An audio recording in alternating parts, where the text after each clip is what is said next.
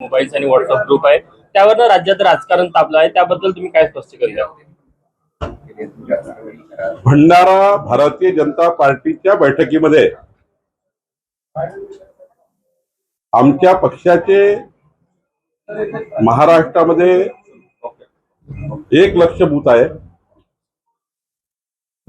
आणि या 1,00,000 बूथला आमचं जे वॉर रूम आहे महाराष्ट्र प्रदेश कार्यालयात, या वॉर रूमवर कुठला कार्यकर्ता कुठली योजना कशा पद्धतीने समाजाच्या शेवटच्या व्यक्तीपर्यंत पोहोचवतो, आमच्या पक्षाचे 1,00,000 व्हॉट्सअप ग्रुपच्या माध्यमातून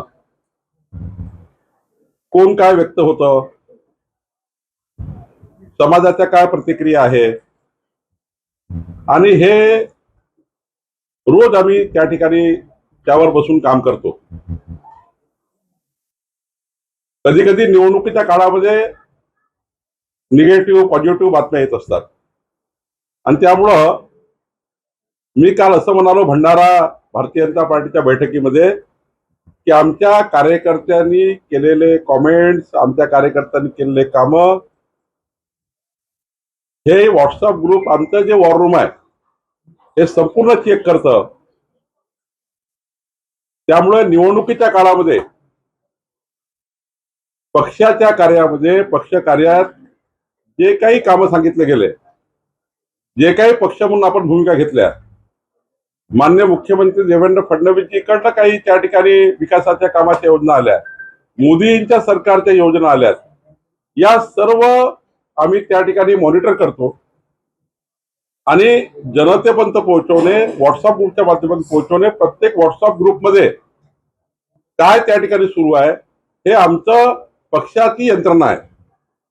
1,00,000 व्हॉट्सअप ग्रुप पक्षाचे आहेत आणि त्यामुळे माझ्या पक्षाच्या, आमच्या पक्षाच्या बैठकीमध्ये आमच्या पक्षामध्ये आमचा पक्ष कसा चालवावा हे शिकवणारे संजय राऊत नाहीये. संजय राऊताला का मिरची झुमली? आमच्या पक्षामध्ये आमच्या कार्यकर्त्यांसोबत रोजचा संवाद हा आमच्या व्हॉट्सअप ग्रुपच्या माध्यमातून होत असतो आणि म्हणून मी या ठिकाणी वक्तव्य केलं आहे. खरं तर आमचं सरकार, डबल इंजिन सरकार, समाजाच्या शेवटच्या व्यक्तीच्या कल्याणाकरता योजनाच्या माध्यमातून आमच्या कार्यकर्त्याच्या माध्यमातून आम्ही काम करत असतो आणि जवळपास या 1,00,000 व्हॉट्सअप ग्रुपच्या माध्यमातून आम्ही या ठिकाणी पूर्ण त्याचं चाचपणी करून त्यावर काय काम केलं गेलं पाहिजे, काय त्या ठिकाणी कुठल्या जिल्ह्यात काय अडचणी आहेत त्या सर्व सोडवण्याचं काम, आणि एखादा कार्यकर्ता चांगलं काम करून निगेटिव्हिटी फैलवतो त्याच्यावरही आम्ही त्या ठिकाणी वॉच ठेवतो. याकरता मी केलेलं वक्तव्य आहे. संजय राऊत यांनी असं देखील म्हटलेलं आहे की या वॉररूमच्या माध्यमातून तुम्ही विरोधकांचे, तुमच्या सहकाऱ्यांचे कॉल रेकॉर्डिंग करत आहात आणि त्यांच्यावर देखील वॉच ठेवतात. तुमच्यावर गुन्हा दाखल करा आणि चौकशी करा असंही त्यांनी. आमच्या पक्षामध्ये आमचं त्या ठिकाणी स्वतःच्या व्हॉट्सअप ग्रुप, आमचा बूथ प्रमुखाचा व्हॉट्सअप ग्रुप आमच्या वॉर रूमशी जोडला गेला आणि आमच्या पक्षामध्ये आम्ही काय करावं हा संजय राऊत ठरवणारा कोण आहे. आणि त्यामुळे संजय राऊत काय बोलले त्यांनी सकाळी ठरवलंच आहे. एखाद्या गोष्टीचं बातचं बतंगड बनवायचं आणि त्यामुळे मला वाटतं की त्याला काही फार व्हॅल्यू नाही आहे. मी माझ्या पक्षामध्ये, आमच्या पक्षामध्ये आम्ही जी यंत्रणा तयार केलेली आहे त्या पक्षाच्या यंत्रणेमध्ये आम्ही या ठिकाणी काम करतो आहे. निश्चितपणे आज आमचा पक्ष हा 1,51,00,000 मेंबरशिपचा पक्ष आहे. आमचा पक्ष 1,00,000 व्हॉट्सअप ग्रुपचा पक्ष आहे. आमच्याकडे आमची वॉर रूमच्या माध्यमातून आमचे 1,00,000 ग्रुप त्या ठिकाणी संपूर्ण मॉनिटर करणारा आमचा पक्ष आहे आणि त्यामुळं रोजच्या रोज मॉनिटरिंग करणे आणि रोजच्या रोज महाराष्ट्राच्या समाजाच्या शेवटच्या व्यक्तीला सोशल मीडियाच्या माध्यमातून योजना आणि आलेले त्या ठिकाणी कॉमेंट हे ठिकाणी वाचून त्यावर त्या ठिकाणी आमच्या कार्यकर्त्यांनी संवाद ठेवणे, याच्याकरताच आमचा या ठिकाणी एक मोठा त्या ठिकाणी वॉर रूमचा स्ट्रक्चर आहे. तुमच्यावर गुन्हा दाखल करा आणि चौकशी करा असं संजय राऊतच पोलीस स्टेशनला आलं पाहिजे आणि गुन्हा दाखल केला पाहिजे. साताऱ्यामध्ये एका महिला डॉक्टरनं सुसाईड केलेला आहे. तिनं सुसाईडच्या वेळी आपल्या हातावर एका PSI वर गंभीर आरोप केलेले आहेत. त्याने तिचं 4 वेळा शारीरिक शोषण केलं असं देखील त्यात म्हटलं आहे. पुढे सातारा फलटण मधली घटना आहे. फलटणची घटना मी बघितलं नाही, पण त्यावर आमचे तिथले जर प्रकाश आंबेडकर जी आहेत, तिथे आमचे शिवेंद्रराजे भोसले जी आहेत, जयकुमार गोरे जी आहेत, मी त्यांच्याही चर्चा करेल आणि निश्चितपणे या घटनेमध्ये तातडीनं कारवाई झाली पाहिजे, ही चौकशी झाली पाहिजे, याची मी त्या ठिकाणी मागणी करेल. काँग्रेस नाना पटोले काही दिवसापासून अस्वस्थ आहेत. नाना पटोले आणि काल काँग्रेसच्या एका स्थानिक कार्यकर्त्यांनी भंडाऱ्यातली एक पोस्ट टाकली की नाना पटोले काँग्रेसला रामराम करणार आहे, भाजपच्या वाटेवर आहे. कालच्या बैठकीत काय असं जाणवलं का तुम्हाला ते? नाना पटोले पटोलेजीच्या व्यक्तिमत्वावर असलेल्या कुठल्याही प्रकारचा संशय निर्माण करण्यात काही तथ्य नाही. नाना पटोले कुठल्याही भाजपच्या संपर्कात नाही. ते निष्ठावान काँग्रेसी कार्यकर्ते आहेत. त्यांनी काँग्रेसची भूमिका आपण बघितलं की निवडणुकीमध्ये पार पाडली, यश अपयश आलं.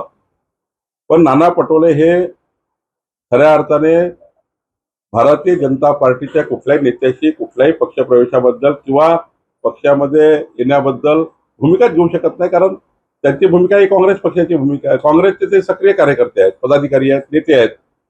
शेवटी नाना पटोले सारख्या व्यक्तीवर असा संशय व्यक्त करणे हे मला वाटते योग्य नाही. ज्या प्रकारे सोलापूरमध्ये माजी आमदारांना म्हणजे तुमच्या मित्र पक्षातल्या तुमच्या पक्षात घेण्यात आलं, विदर्भात तशा प्रकारे काही आहे का नियोजन? नाही, विदर्भामध्ये अनेक काँग्रेसचे पदाधिकारी नेते हे भारतीय जनता पक्षामध्ये येण्याची इच्छा नेहमीच व्यक्त करतात.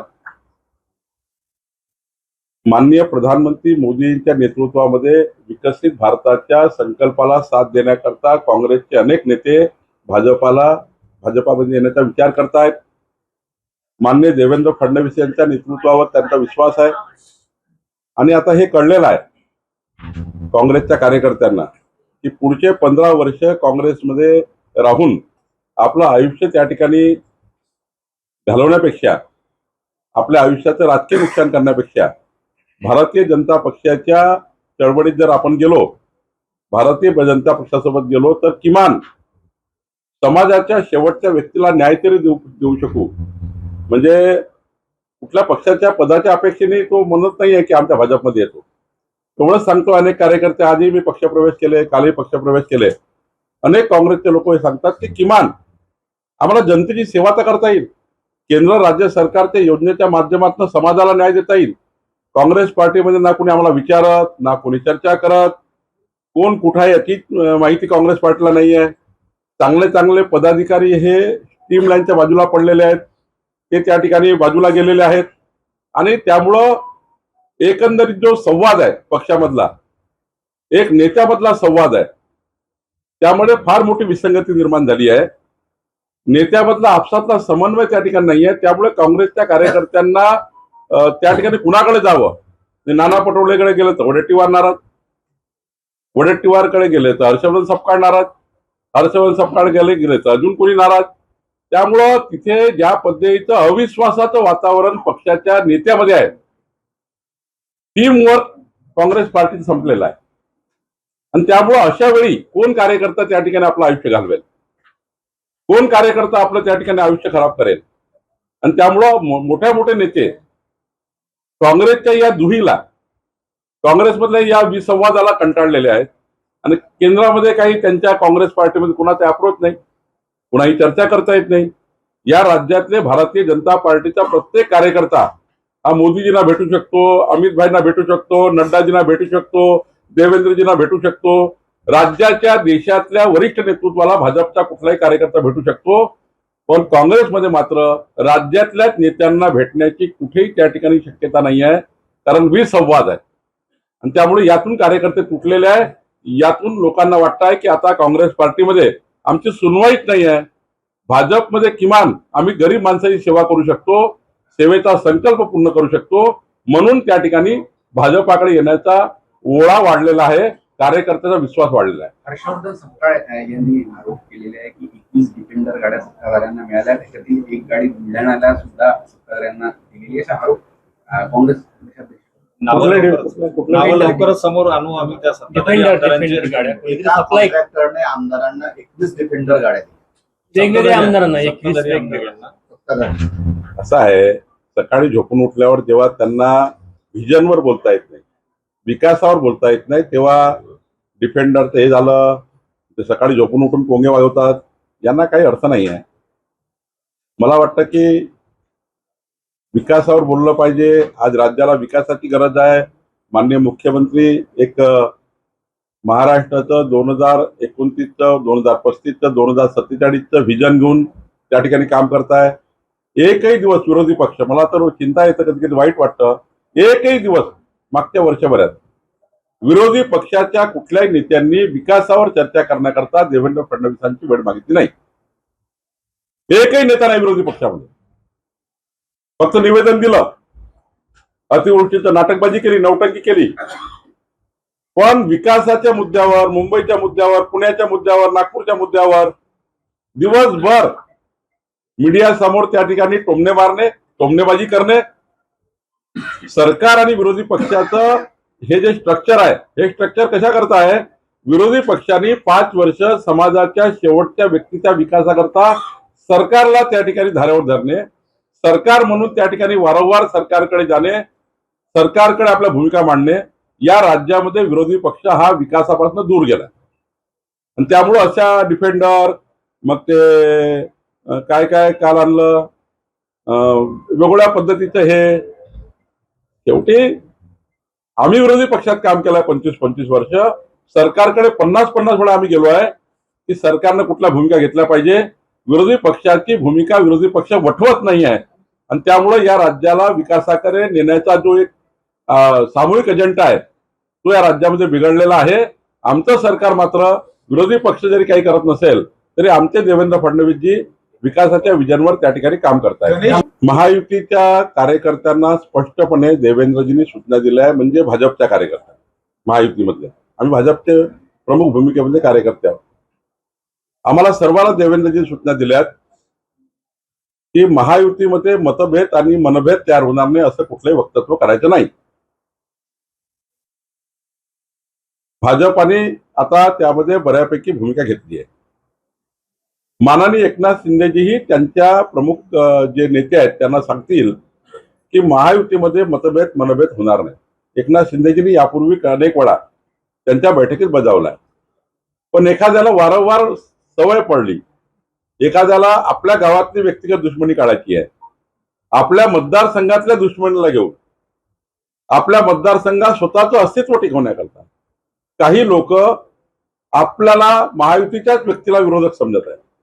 हे कळलं पाहिजे महायुतीमधल्या प्रत्येक नेत्यांना, सर्व पक्षाच्या नेत्यांना. महायुतीमधल्या आपला विरोधक कोण आहे, आपल्या विचाराचे विरोधक कोण आहे, आपल्या सरकारमधले विरोधक कोण आहे. महायुतीचे कार्यकर्ते एकामेकाचे विरोधक राहू शकत नाही, नेते विरोधक राहू शकत नाही. कुठे सरकारमध्ये काम करतोय आपण, त्यामुळे आमच्याकडले असो की त्यांच्याकडले असो प्रमुख नेत्यांना तरी आचारसंहिता पाळली पाहिजे. माननीय देवेंद्र फडणवीसजी यांनी दिलेल्या सूचना पाळल्या पाहिजे, त्या भाजप पाळेलच. माननीय एकनाथजी आपल्या नेत्याला सांगतील, अजितदादा आपल्या नेत्याला सांगतील.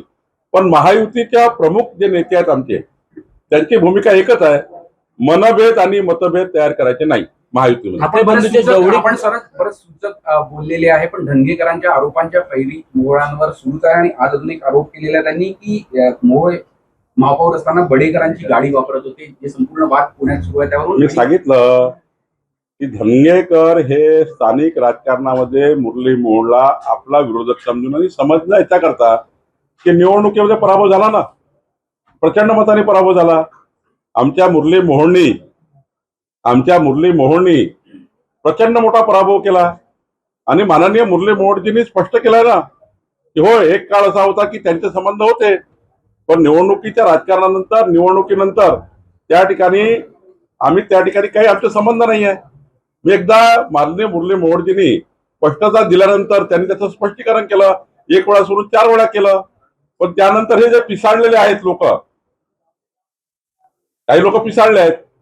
आता त्यांना त्यांचं स्थानिक राजकारण करायचं आहे. त्यांना मुरली मोहोळवर बोलल्याशिवाय आपलं राजकारण जिवंत ठेवता येत नाही. मुरली मोहोळवर चर्चा केल्याशिवाय त्यांना आपलं राजकारण अस्तित्व टिकवता येत नाही. ते त्यांना विरोधक मानतात. त्यांची स्थानिक लढाई तयार झाली आहे. स्थानिक लढाईमध्ये महायुतीचे नुकसान होऊ नये आमच्या मुरली मोहोळांनी स्पष्ट केलं आहे. त्या प्रकरणातून ते दूर आहेत. त्यांनी कुठेही त्या ठिकाणी त्या बिल्डरशी त्यांचे संबंध आता राहिले नाही आहे आणि त्यामुळं आता हा विरोधक आपल्या महायुतीमधल्या कार्यकर्त्यांनी आता हा विषय शेवटी त्यांनी संपवला पाहिजे अशी अपेक्षा त्यांच्याकडनं आहे, पण ते रोज काढतात आहे याचा अर्थ स्थानिक वादाला समोर जातात आहे. ठाकरे बंधूची जवळीक वाढत चालली आहे, आजकाल रोज भेटी होत आहे. नाही ठीक आहे, ठाकरे बंधूंची जवळीक वाढणे मी आधी सांगितलं की आम्हाला त्याचा काहीच प्रॉब्लेम नाही आहे. त्यांची जवळीक अधिक वाढावी, आपल्या पारिवारिक संबंध अधिक समृद्ध व्हावेत, पारिवारिक त्यांच्या जास्त बैठका व्हाव्या.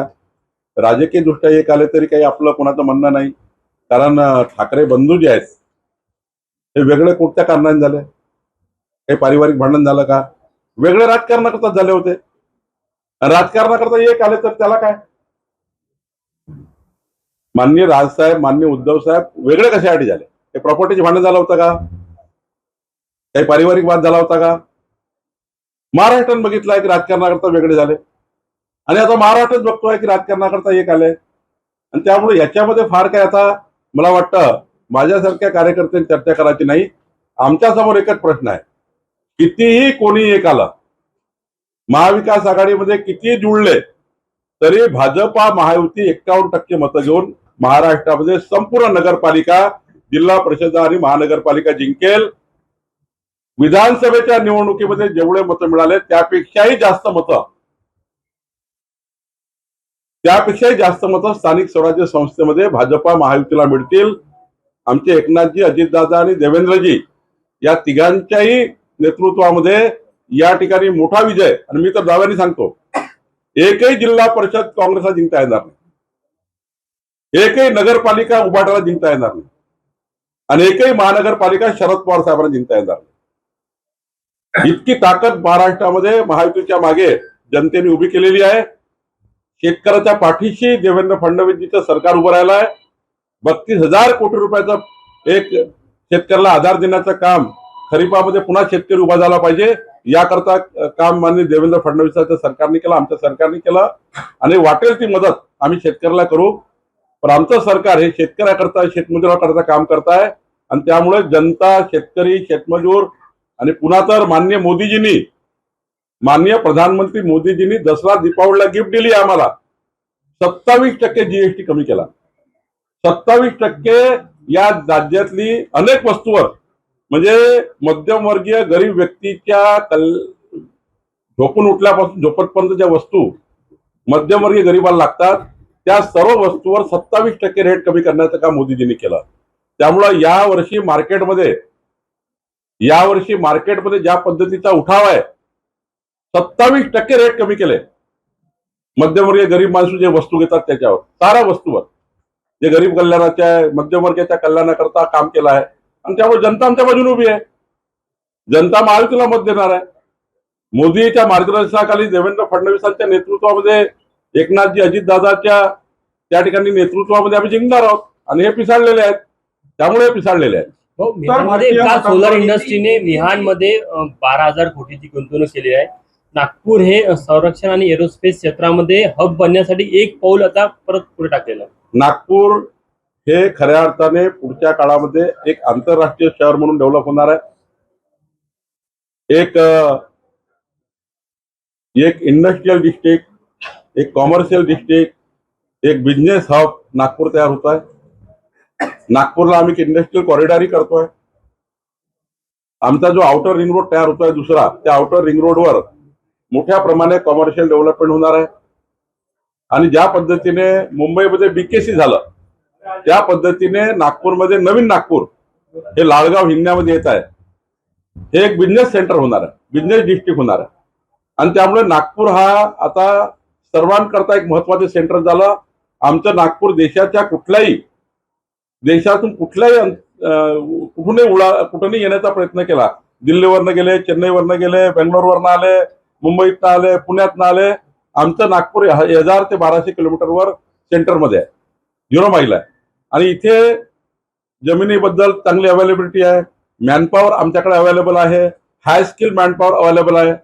1-1.5 लाख 2 लाख मुलं या ठिकाणी आत्ताही रोजगाराला लागू शकतात, इतका मोठा मॅनपॉवर आमच्याकडे आहे. आणि त्यामुळे नागपूरवर आता सर्वांचं लक्ष आहे. आणि सर्वात महत्वाचं, माननीय देवेंद्रजी, माननीय नितीनजी, आम्ही सर्व लोक, जे काही विकासक, जे काही बिझनेसमॅन जे काही लोक इन्व्हेस्टमेंट या ठिकाणी करण्याचा प्रयत्न करतायत त्यांना कुठलाही त्रास होत नाही. इथे काही कोणी त्यांच्याशी कोणत्याही पद्धतीचा गैरव्यवहार होत नाहीये किंवा कोणी लुटण्याचं काम करत नाहीये बिझनेसमनला कोणाला. इथे एक ग्रीन वातावरण आहे, चांगलं वातावरण आहे आणि त्यामुळे लोक या ठिकाणी येण्याचा प्रयत्न करतायत. मुंबई, पुणे, संभाजीनगर नंतर आता मात्र नागपूर हे बिझनेस सेंटर करण्याचा लोकांचा विचार सुरू झालाय. उत्तर भारतीय मतांवर डोळा ठेवून उभाठा यावेळी छठ पूजा करणार आहे आणि त्या छठ पूजेमध्ये मनसे देखील सहभागी होणार असल्याची चर्चा आहे. त्यामुळे आतापर्यंत छठ पूजेला विरोध करणारा उभाठा आणि मनसे मतांसाठी एकत्र आहेत. चांगला आहे, हे परिवर्तन चांगलं आहे. छठपूजा ही या देशाकरता भारतातले उत्तर भारतीय समाज आणि जगातला उत्तर भारतीय समाज ज्या पद्धतीने छठपूजा आणि आमची विरासत, आमची परंपरा, आमची संस्कार, संस्कृती आहे छठपूजा. धार्मिक कार्य आहे आणि या धार्मिक कार्यात त्यांचं मनपरिवर्तन होऊन जर त्या ठिकाणी धार्मिक कार्यात आले तर मला वाटतं यापेक्षा चांगली गोष्ट कोणती आहे. तुमच्या जिल्ह्यामध्ये भाजप स्वबळावर लढणार का? काल मुख्यमंत्री बोलले होते की मुंबई सोडून इतर ठिकाणी त्या स्तरावर निर्णय होईल. तुम्ही याच्या आधी कामगिरी बोललाय की मी उमेदवार म्हणून इथं तयारीला लागा. नागपूरमध्ये तुम्ही स्वबळावर. मी वारंवार सांगितलं की ज्या ठिकाणी महायुती होत असेल महायुतीच केली पाहिजे. पहिला आमचा जोर महायुतीवर आहे. मी काल आशिष जयस्वालची बोललो रामटेकमध्ये काय करायचं, काल मौद्यामध्ये काय करायचं, आमची चर्चा सुरू झाली महायुती. महाराष्ट्रामध्ये प्रत्येक जिल्ह्यामध्ये 3 मंत्री, एक शिवसेनेचा, एक भाजपचा, एक राष्ट्रवादीचे, 3 मंत्र्यांची आम्ही कमिटी केली आहे स्थानिक लेवलला महायुती करण्याकरता त्या जिल्ह्यामध्ये. त्यामुळे जास्तीत जास्त आम्ही महायुतीकडे जाऊ. माननीय मुख्यमंत्री हेच बोलले बैठकीमध्ये की ज्या ठिकाणी अशक्य आहे, 2 कार्यकर्ते तुल्यबळ आहेत, त्या ठिकाणी आपसात लढतील पण मतभेद आणि मनभेद तयार करणार नाही, याच्या स्पष्ट सूचना. कारण मित्र पक्षासोबत आम्हाला पुढच्या काळामध्ये अनेक वर्ष काम करायचं आहे. पुढचे 15 वर्ष महायुतीची सत्ता या महाराष्ट्रात असणार आहे. अशा वेळी मतभेद आणि मनभेद आमच्या नेत्यामध्ये आणि कार्यकर्त्यामध्ये तयार होऊ नये. स्थानिक राजकारणामध्ये एवढं पेट घेऊ नये की आपणच एकामेकाचे दुश्मन झालो आहे महायुतीचे लोक, असं कुठले वातावरण होऊ नये, हे माननीय मुख्यमंत्र्यांनी सूचना दिल्या आहेत.